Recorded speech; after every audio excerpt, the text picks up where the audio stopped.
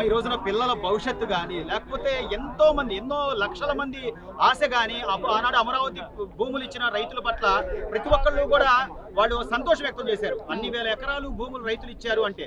So ఆ 2019 నుంచి జరిగిన విధ్వంసం కానివ్వండి, జగన్మోహన్ రెడ్డి గారు చేసినటువంటి వినాశనం కానివ్వండి, ఇప్పుడు మళ్ళీ తలుచుకుంటే ఏమనిపిస్తుంది? ఈ రోజున మళ్ళీ పునఃప్రారంభం జరుగుతుంది అమరావతి. పునఃప్రారంభం జరగటం సంతోషంగా ఉందండి మాకు. కాకపోతే జగన్ చేసిన పనులకి మాకు చాలా బాధ అనిపించింది.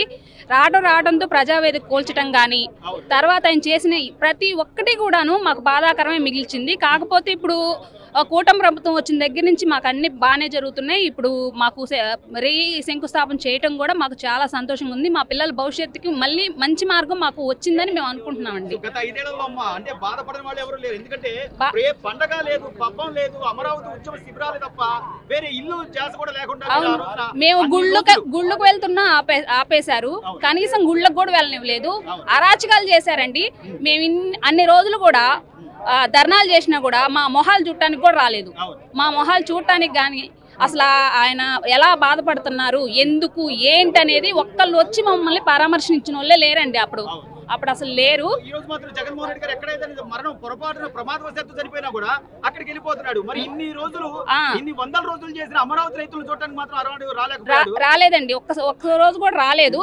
కనీసం ఎలా ఉన్నారు ఏంటి అనేది కూడా రాలేదు. మాకు చెప్పడం అయితే ఓట్లు అడగడానికి వచ్చినప్పుడు మేము అన్ని ఇక్కడే రాజధాని ఉంటుంది మీకు అని హామీ ఇస్తున్నాము అంటేనే చాలా మంది నమ్మి ఓట్లు వేశారు.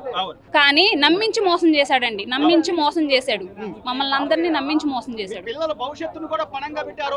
అవును, భూములు ఇచ్చాము. అవును, ఎన్ని విధాలుగా అవమానించారు, ఎంతమంది ప్రాణత్యాగం చేశారు? చేశారండి. చాలా మంది ప్రాణత్యాగం చేశారు దానికోసం. అందుకని ఇప్పుడు మాకు మంచి జరగబోతుంది. ఇప్పుడు మంచి జరిగిద్దని మేము ఆశిస్తున్నాం అండి. ఇప్పుడు బాగుండిద్దండి మాకు. పిల్లల భవిష్యత్తు అయినా ఇప్పుడు మా ఫ్యూచర్ బాగుందని మేము బాగుండాలని కూడా కలగంటున్నాము. అందుకని ఇదంతా చేస్తున్నాము. ఇప్పటి నుంచి మా భవిష్యత్తు మారిద్ది. అమరావతి చూస్తా ఉంటే ఇంకొరం చూసేట్టుగా ఉన్నాను. నేను తమ్మలపల్లి అంటే వచ్చిన.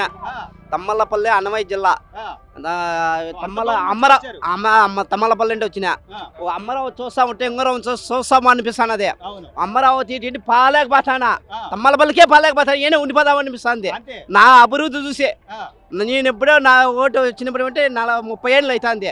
నీ తెలుగుదేశం జగన్మోహన్ రెడ్డి గారు అధికారంలోకి వచ్చి మాయ మాటలు చెప్పారు. నాకు ఒక అవకాశం అదే వాళ్ళ ఆయన నమ్మారు, జనాలు కూడా నమ్మారు. మరి ఆయన ఏది చేయకపోవడానికి సార్ అదే సార్ తమ్మలపల్లి వాళ్ళు వాళ్ళ ఆయన చూసి అభివృద్ధి చూసి వేసినాడు ఓటు. ఇప్పుడు వాళ్ళ ఆయన చూసి 5 ఏళ్ళు చూసి వేసినాడు.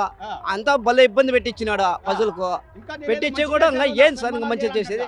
అమరావతి 3 రాజధాని కట్టకనే పయ్యా 3 రాజధానులు అమరావతి నాశనం చేసేసా. ఇప్పుడు అమరావతి మన చదువుకున్న పిల్లలు భవిష్యత్తు ఏమైపోవాలా?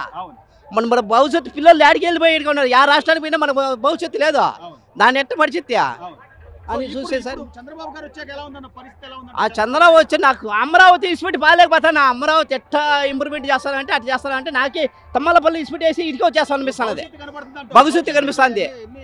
ఎన్నో ఏళ్ళు పెట్టి ఎన్నో కంపెనీలు వచ్చేసారి సార్. పిల్లలు ఉండే పరిస్థితి, నాకుండే పిల్లలు అందరూ నా గురించి అందరూ బాగుపడాలా. మనం ఒకరిమే చెరిపి చూసుకోడు. అందరూ పిల్లలు భవిష్యత్తు చూడాలా. ఆలోచన చేయలేకపోతున్నాం. వాళ్ళ ఆయనలో